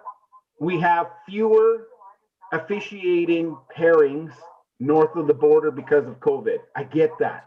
But we had a Toronto-Montreal series. We had a Winnipeg-Edmonton series. They didn't share the officials between those 2 series. We had game 3 and game 4 against the Winnipeg Jets. They didn't have the same referee pairings go back-to-back nights. You can't do that. They had an extra day off in between game 3 and game 4, and they announced this morning that they're going with the exact same pairing as game 3. You know what? I've gotten myself in trouble in the past by making comments about the officiating. So I'm going to be careful. I'm not going to say too much. I'm an optimist at heart, and I believe that these officials have seen Corey Perry's face. I believe that they have seen their missed calls. I believe that they will be a lot more careful with the calls that they make tonight. I don't know what to say. I mean, the officiating's been bad on both sides in the Islanders Lightning series as well. They missed the 6-man. They miscalled the blatant push of Point into the goaltender and still gave Point a penalty for it, which caused a goal. So I mean, but I'll tell you what, Ron, this series between the Lightning and the Islanders, despite what happened last night, I've thoroughly enjoyed it. It's been a really, really good series. All the games have been competitive, dude. Yes. It's a great series without question. I mean, you've got. How about that? How about that save by Pollock? Yeah, Pollock is his name. Pollock. You have a team with the Tampa Bay Lightning. Watch your phraseology, young man. Yeah, exactly. Tampa Bay Lightning that can get the job done. They have an immense offensive weapons. The New York Islanders are getting it done by committee, but they're getting it done by going after the goal scorers. All of the series are being marked by how the defense is playing. Now, go over to the other series. Vegas is the first one to start scoring from the blue line. None of the other series has really had any blue liners score any goals or any points. In all of the overtime games that we've had so far in the postseason, not one of them from a defenseman. They're all from the forwards. So, the defensemen are doing their job when they're supposed to, but unfortunately they do get beat once in a while. Where I'm going with this is the team that can bring out the defense offensively while not giving up defensive zone possession to the other team. They're the ones that are going to have some success continuing to move forward. Vegas is right there. They are seriously right there. Mark Stone, by the way, Mark Stone has been compared to the old Bob Gainey of the Montreal Canadiens, the way he plays. Number 23. Yeah, the way he plays, because he gets back and he can do it defensively as well. So he's a very defensive-minded forward. But Mark Stone, the captain of the Vegas Golden Knights, after the Game 3 loss, he basically told a couple of the reporters that were asking him questions about the mentality, what I've said, it's one game. They don't think that they played bad. And that's why I question the decision to put Robin Lehner between the pipes. Did somebody say something? Did the coaching staff creating make that controversy? Decision? The problem is that Marc-Andre Fleury has been sent to the slaughter before. And this season, in fact, he started out not in the good graces with the Vegas Golden Knights, and it was iffy that he was going to stick around, but he turned his game around. And the two of them together are candidates for the Vezina Trophy, the goaltending trophy for the year, for the best tandem. And I don't know, you take Marc-Andre Fleury out, it does one of two things. It either gets the team fired up, or it feeds to that negative energy that's building up because of any kind of concerns over their abilities. If Robin Lehner shits the bed tonight, Marc-Andre Fleury will be back in between the pipes for sure for game number 5. They'll be down 3-1. But it'll be too late. Yeah. It'll be too late. Yeah. I'm going to tell you what. Let me just put this in real quick. What's your goalie's name in Tampa? Vasilevsky, right? Vasilevsky and who's the Islanders? Varlamov. Okay, those two guys have been on their game this entire series. Okay, those two guys have been impeccable. They've been going toe to toe. Low-scoring series. Well, the announcers, no, because you can't forget the Marc-Andre Fleury flub, no matter how you dress it up. Right. It was a flub by a goaltender that should not have. We let brought happen. that up last week. Right. What's that? Didn't we say that him playing in his hometown was going to be a little? Mhm. Yeah. At the time, I figured he was going to be able to recover. That was my comment, is that the reason why we talked about it a week ago is because we saw maturity, the mental maturity of Marc-Andre Fleury. But now he makes that gaffe with 2 minutes to go, allows the Montreal Canadiens to tie the game. You can't fault Marc-Andre Fleury for the first tying goal, and you can't certainly fault him for the overtime winner. That was a well-executed play. And I mean, he played the puck. He played That the game was over. Ron, that game was over. That game was over. Yeah. Vegas had it. Okay, until he made that flub. Oh, 100%, 100%. In fact, it should not have been a 2-1 game. Shots on goal through 40 minutes of play were 30-8 in favor. 30-8 in favor of the Vegas Golden Knights. The man at the other end of the ice, Carey Price, is the reason why this game was allowed to get to overtime. Yes, Marc-Andre Fleury made that flub, but if Carey Price doesn't make some spectacular saves in the last 5-7 minutes of that third period, it wouldn't have mattered if there was that flub goal Okay, or not. but Ron, in the end, you know how humans think. Okay, a flub is going to be a hell of a lot more of a talking piece Oh, yeah. than anything good that you do.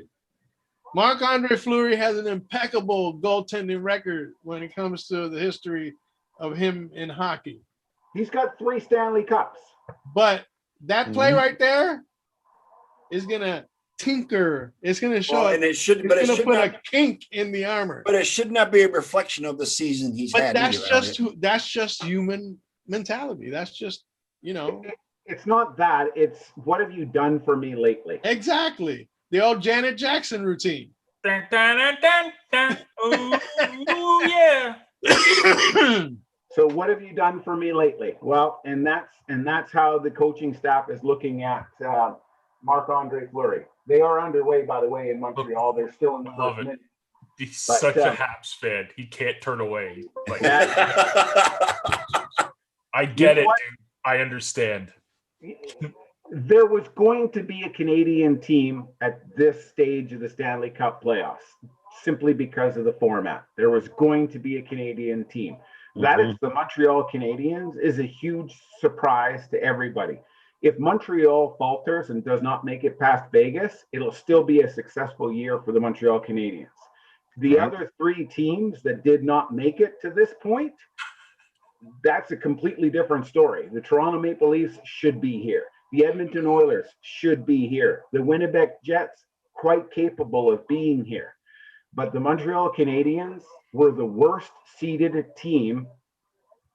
They only had 24 wins. Because I've said this, and I knew the series was over, and I always thought Montreal was going to go probably the distance as soon as they won that game in Toronto and made it 3-2 in the series. As soon as that, it was lights on. This is why Montreal is built with no superstars other than Carey Price, but he's not going to score the goals. But offensively, you see your Suzuki's, you see your Cole Caulfields, you see these guys, but they're not like. You're not talking about Victor Hedman. They're not household names. They're not household names, right? Montreal is built for the playoffs. They are a team in every sense of the word, and that's what you need. So I'm not I know what you mean, Ron, but I'm not surprised that Montreal's here. I'm not surprised that Montreal wins it all, to be honest with you, because of the and part of it is because of the way the season was played out. These matchups that you're getting right now are against teams that never played against each other in the entire regular season. Correct. So that kind of puts everything on an even keel, so to speak. Yeah, but you have to It remember doesn't also, matter what you did before this series. right? But also remember back in September, the Islanders and Lightning played each other in the Eastern Conference Finals as well. Mhm. So there's some kind of familiarity there, albeit. Yeah, but that's albeit the Islanders added more pieces. I'm to their talking puzzle. about during the season. Correct. The 60-game season, whatever Yeah. it was, they did not touch the same ice at the same time Correct. once. Correct. I want the Islanders and the Canadians in the finals. Oh, that'd be so. 56 games. Yeah. How much film do you have to watch when you go a whole season not playing against the team? A lot. There has to be a lot. Now, Important. speaking of that, there is a sideline story with both teams in the other conference, in the Western Conference or the Northwest Conference, however you want to call it. Montreal Canadiens do not have their interim head coach behind the bench for the second game in a row due to COVID. And it has been learned that the Vegas Golden Knights have actually lost their general manager to COVID testing as well. So Kelly McCrimmon has tested positive for COVID-19, and he is now self-isolating. The bizarre thing is, Dominic Ducharme talks about, the possibility of how he got COVID-19, and he really doesn't know. He says basically he's been under the bubble mentality since December when they were in Vegas. The only thing that he can think of is that they were allowed to go to the gym, and he went to the designated gym, which was supposed to be clean for him. But that's the only thing that he thinks might have led to all of this. So he's out for a second game. It's quite possible that he will miss a few more games because protocol does say 14 days. So that's 2 weeks. Did he have his vaccine by any chance? He did. He had both shots. And nobody's talking about this, but for me, We did. We have for the first half hour of this show, but that's all right. Go ahead. Yeah. So for me, my theory is that he just got, the COVID vaccination. It gives you flu-like symptoms if it's working properly. And now he tests positive. Is it a false positive, even though it's a multiple false positive because of getting the COVID shot? But here's the thing, Ron, is that the COVID vaccine is not intended to completely eviscerate the virus. Not only that, It's intended to diminish. It's intended to diminish the percentages of you getting extremely sick and winding up on a ventilator. Correct. And not only that, it doesn't take effect that quickly either. So when you get your first shot, it's something like 60%. When you get your second shot, it takes about 2 weeks before you get into the 90% effective. Correct. Yeah, after 2 weeks. So he didn't have 2 weeks after his second shot. Apparently he got his second shot in Montreal in between during their week off after Winnipeg and before Vegas. That's when he got his second shot. And the thing is, again, the vaccination thing, it's just to provide you as much protection as possible from winding up on a ventilator in a Correct. hospital by yourself, no family, and dying. Yes. You know what I'm saying? That's the key. Nobody can stop people from dying of the flu. They die of the flu all year. Although But there's the been no flu flu vaccine last has year. helped to diminish those numbers. You know what I'm saying? Same concept. It's Yep. just different people freaking out over it. That's all. Yeah, and I mean, it's unfortunate, right? It's completely unfortunate, but I'm just grateful that, it was an isolated case. It was just the coach. It wasn't the coaching staff, and it certainly wasn't any player. It's still nothing, Ron. They're not doing You it. can't turn away. It's great. I know, right? You can't turn away. He's trying to talk, and he's just I like, got two monitors, so I can see you, and I'm watching the game on the. Yeah, I've got the U.S. Open on my monitor over here, and I got you guys in front of me, so I'm glimpsing over every once in a while why are you watching the U.S. Open? It's over. Exactly. because I'm on a delay. That's why. Thanks, Ken, for spoiling it for me. I appreciate it, but that's all right. You got an update on the U.S. Open? Yes, John Rahm wins the U.S. Open by one shot over Louis Oosthuizen. Okay. Another non-sport. Another Oh, non-sport. Sports news. Another non-sports news flash. Ken's trying to say something, but his internet is still a little soft. Yes, it is. Yes, he's in T-Pain mode. T-Pain. Nice. Next week we have to start talking a little bit about the Tour de France, eh? Who? The what? Cycling, Tour de France. The Tour de French? Yes, the Tour de France. We might as well talk about curling while we're at it. Ugh. Nah, We can do man. that too. We are getting close to the Olympics. Look, Are we talking Olympics once in a while? Who? Not yet. We're getting there, but not Who's yet. going to show up to the Olympics? Is the Exactly. question. That's yeah. I'm still trying to talk about UEFA, and I can't. We're the sports nerds, but there's a big asterisk saying we can't talk about soccer. So They don't want me to talk about WWE. That's sports entertainment. Hello. You know, but hey, it is what it is, man. It is what it is. Another news: Rafa and Osaka have both withdrawn from Wimbledon. And therefore, Wimbledon is no more longer relevant this year. That's correct, because Djokovic is going to take it. So anyways, what I was going to say with the Olympics is it's been very, very slow. There hasn't been all of the sponsorship advertisements that we're seeing. We're not seeing the networks that are carrying them overly promoting them. It has started here in the last little week because, I mean, really, we're only a month away from when they are scheduled to start in Tokyo. We have not heard anything. And that's why I was curious if you guys are going to talk about the Olympics, because I don't know, is there stories behind the scenes that we're unaware of? Well, the U.S. trials have started here down here in the lower 48. The U.S. trials have started. Ryan Lochte, I think, is Ryan Lochte, Ken, that failed to make the team. Is that who it was? Right. Yeah, Ryan Lochte failed to make the swim team, so he's probably done for his career. But there hasn't. I mean, NBC's showing the trials, but I haven't been keeping up with them. So I mean, I'm not really interested until the actual Olympics start. World World record in the shot put yesterday. I did see that the world record in the shot put was set yesterday by 8 inches, which is huge in relation to what the record was.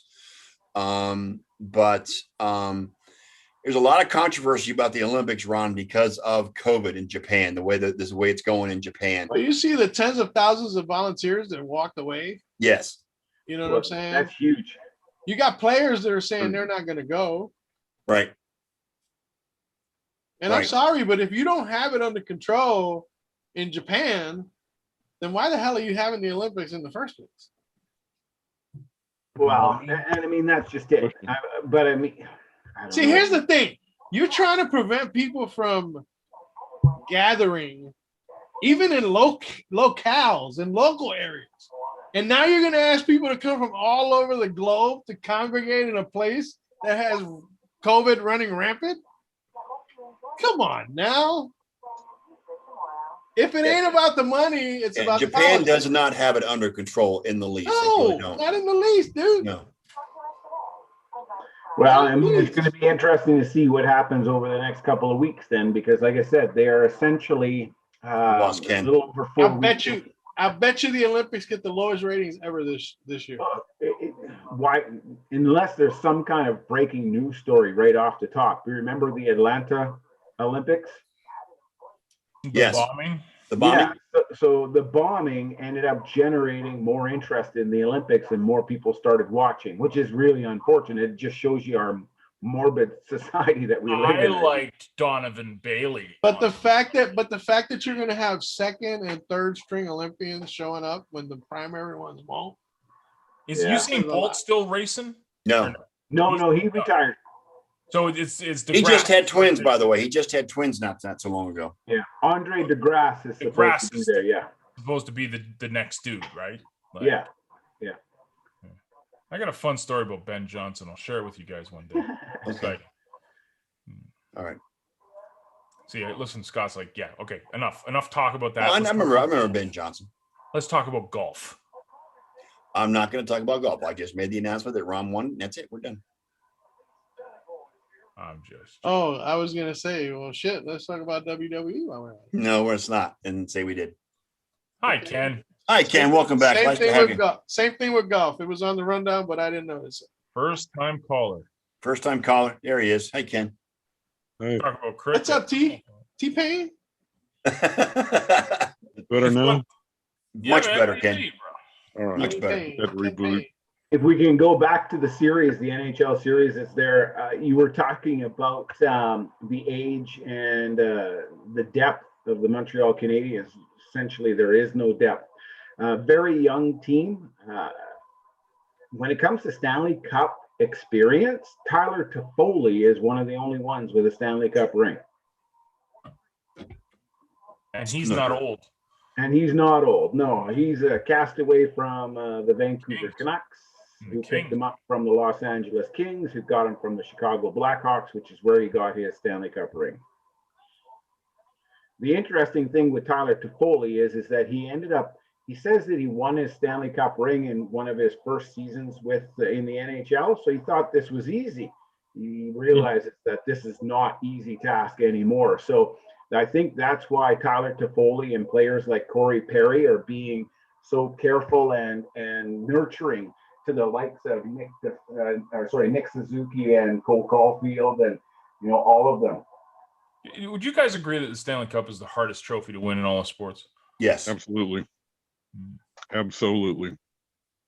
And First it's one also, is and it's 16. also, believe it or not, I believe it's also the most historic and most epic. It trophy. truly is. Yeah. But let me play devil's advocate with you for a second, okay? NFL. Tell me why the NFL, the Super Bowl, is not the toughest trophy.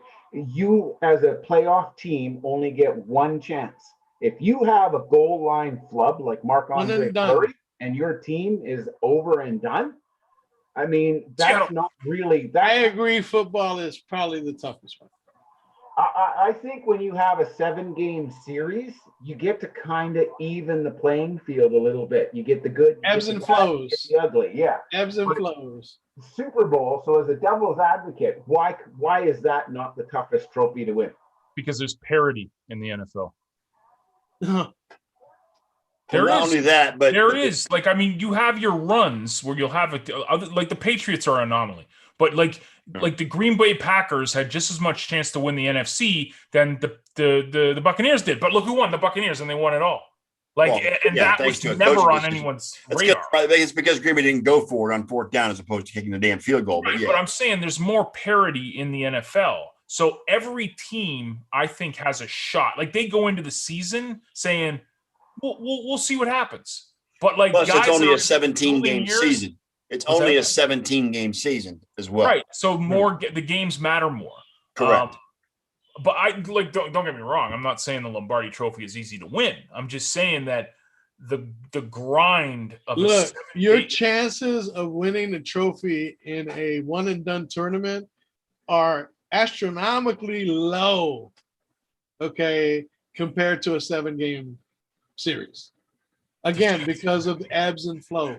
I agree with Bill there. I agree with The Jets never have a shot. I love when AFC East guys gang up on other Yeah. teams. It's- Oh, and then Woody Johnson's back for the Jets, so there goes that game plan. yeah. I was going to say Cleveland Browns, but okay, here's hey, another, hey. here's another one I got to ask you guys about is March Madness. I don't know what the name of the trophy is at the end of it, but there's Well, it's the NCAA championship is basically what it is. Yeah. Yeah, so the NCAA championship, but that's a series of one and dones.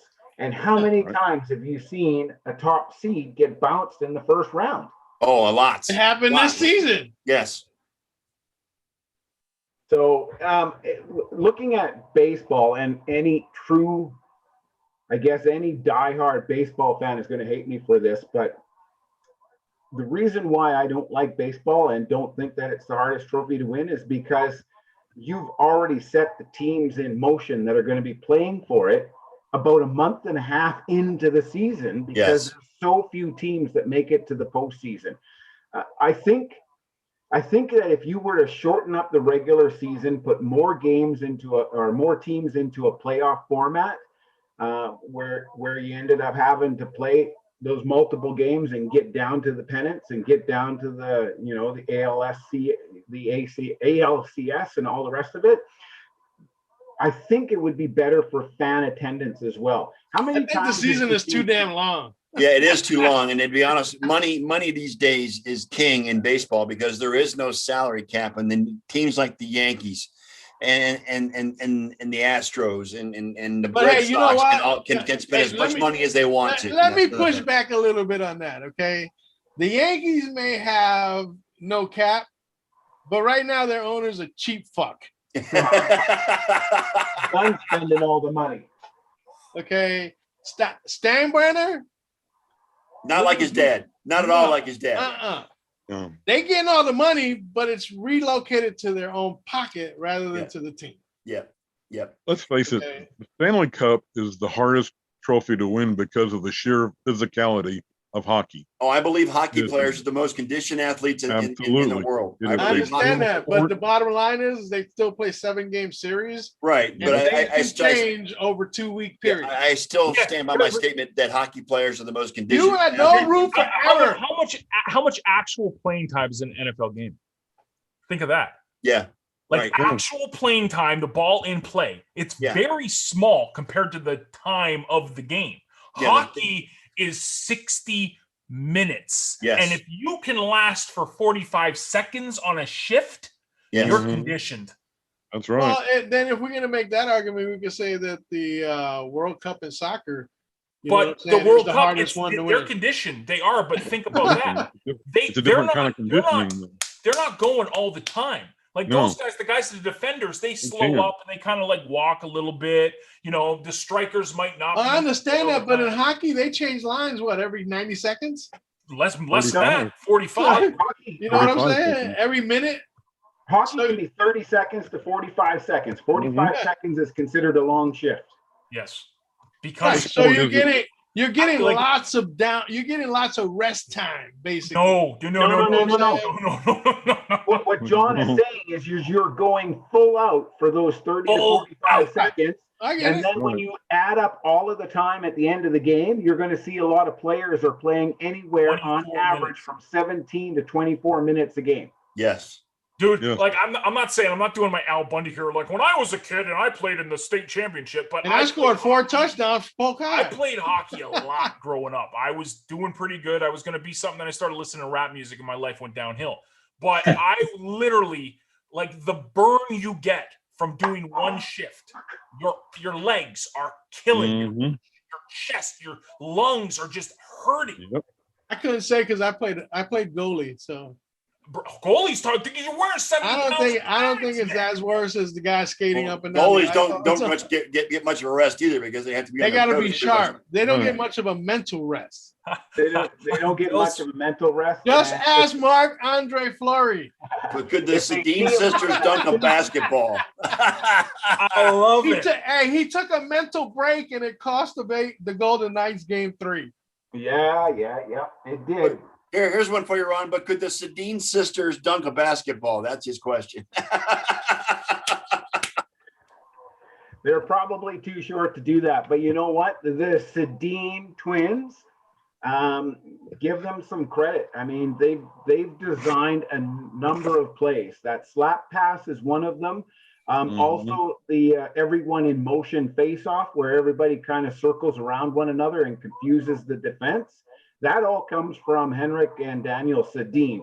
And we're seeing it showing up more and more and more in the playoffs.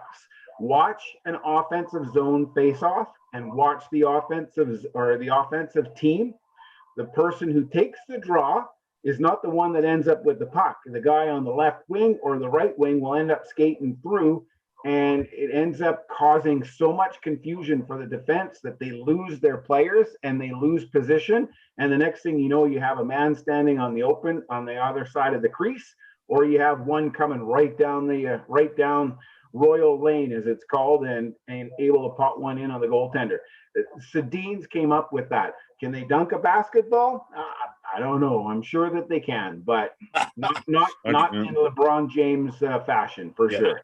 I think it's safe to say that no matter what, all of these people are a lot better at sports than we all are. Yes, that's Oh, very yeah. true. They Yeah. are. Yeah. You know That's why why- we're sitting here talking about it. This instead is of doing why, it, John. you know what? This is why I try not to criticize people unless it's obvious that they need to be criticized. Like Cole Beasley. Because you know what? Because you know what?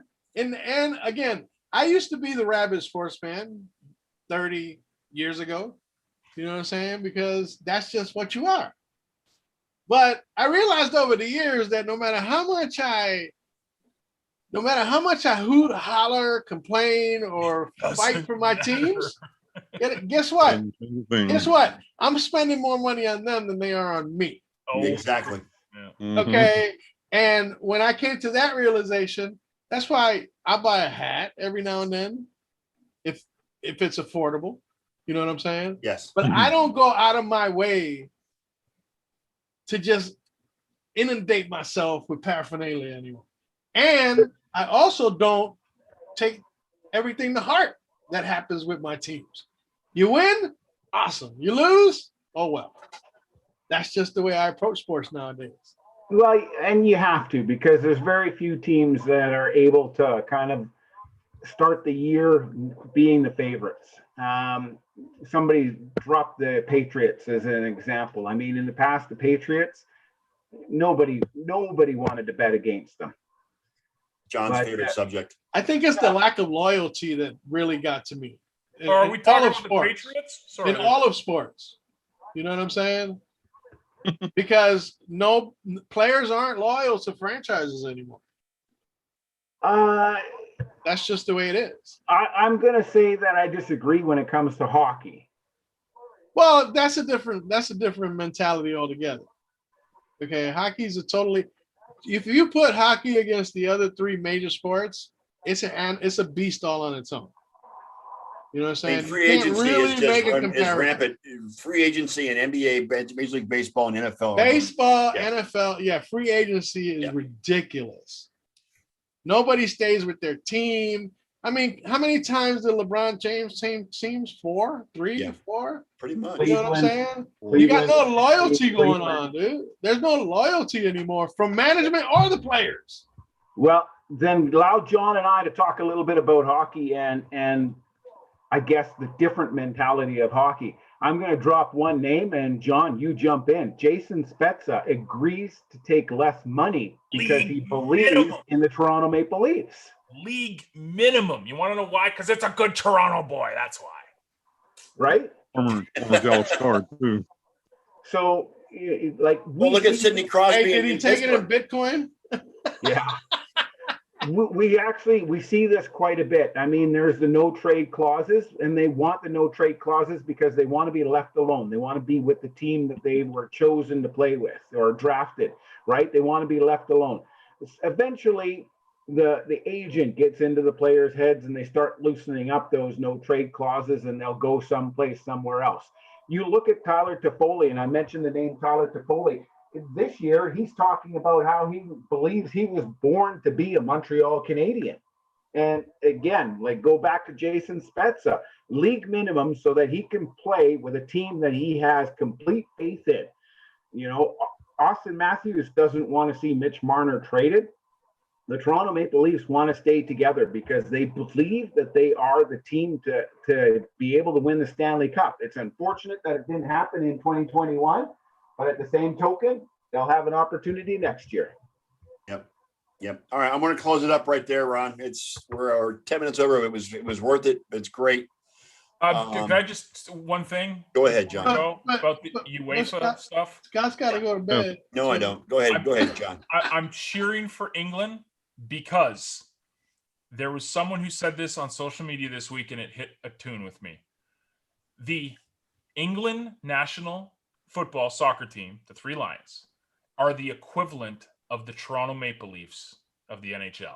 They are for Last time England won was 1966. The last time the Leafs won was 1967. All the hype, all the big names, all the excitement, the loyal fans, nothing. It's a fact. I'm rooting for England this year. They fell short. I'm still taking Belgium over France, by the way. Belgium, dude, Belgium looks so good. Oh my God! Did you see that game? Oh, was it Thursday or Friday? That Kevin guy hit that. Oh my gosh, the passing on that. There's Italia. There you go. Yep. Yeah, I got to go with the Italia boy. Forza Italia. They are destroyed. 10-0. They're 10-0. No, look what would they haven't lost in something like that. Yeah, it's just crazy. But oh well. Yeah. Anyways. See what ends up happening. That's our UEFA talk. That's our UEFA. Come back in 4 years for the next one. Yeah, we actually had to go over to get to UEFA, so that's all right. Dude, you get into it, man. I'm telling you, you're missing out, bro. It is freaking phenomenal. It's the world's game. Yes, man. I'd rather. We didn't have that in the Bronx, so you know. Yeah, to be honest, guys, I'd rather watch golf. To be honest. We don't know. We didn't know nothing about none of that in Bronx, New York. Soccer, what the hell is that? That's how we were back in the day. Yeah. Don, if you ever, I didn't know what a soccer mom was until I moved out west. Well, I played baseball and tennis when I was in basketball in high school. I had nothing to do with soccer. I wanted nothing to do with it because I think we just John, if you ever make it down here, we'll go to a pub and watch a game and have Absolutely. a couple of beers. And I just have an Absolutely. issue. I just have an issue with games that takes 2 weeks to score. It's a 90-minute game.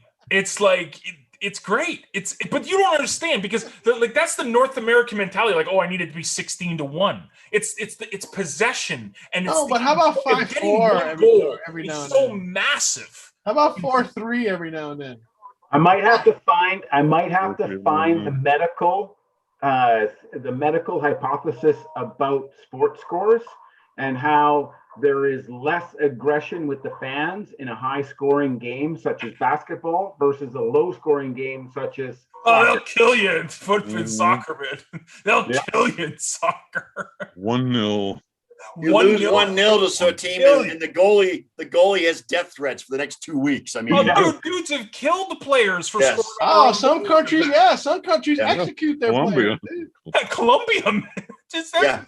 Yeah. Oh yeah. Okay. Colombia, Or, sure. On that or no goal against the United States, went home and got murdered. Yep. On that note, soccer is the toughest one to win a championship. On that note, soccer is the toughest championship to win. Yes. Pay for a World Yes. Cup. Because it's actually life or death situation. And life or Literally death, life or death. and death if you lose. All right, gentlemen, we're going to call it a night. Ron, thanks again so much for joining us tonight. It was great seeing you Go again. Montreal, man. Let's plan to do it again next week because we'll probably have a Stanley Cup final matchup as far as that goes. On behalf of my co-host, Mr. John G. Olson, Elliot, Big E Lamba, and Ken Koslow, everybody have a great week. We'll be here again next Sunday at 7 p.m. Elliot, play the outro.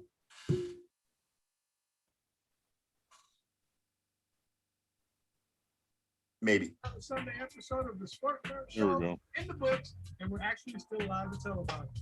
Now, on behalf of our hosts, the Sports Nerd, right? John, Bob, and Ken, the three other lovable members of the Ramp Pack, and yes, me, Big E. The entire pack would once again like to thank you all for participating with us in the best 90 minutes of sports smack talk on the web today. So until next Sunday night, dear nation, we want to leave you with a quick PSA. Please stay safe. Please practice social distancing.